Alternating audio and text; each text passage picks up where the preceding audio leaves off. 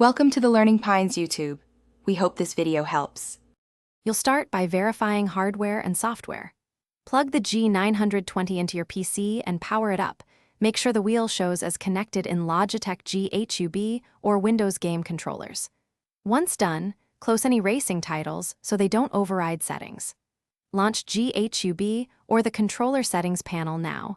These apps expose force feedback controls. You're ready to change values and profiles, so don't skip straight to games yet, because software-level controls are what we'll adjust first. Now adjust the software controls to remove force feedback. In G920, open the G920 profile, or in Windows, choose Properties for the wheel and find Force Feedback or Effects. Reduce strength sliders to 0% or toggle off any Enable FFB option. If there are multiple effect types, spring, damper, road, set each to 0. Once you've changed values, save the profile and apply settings.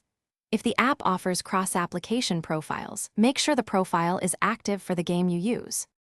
Finish by verifying the change.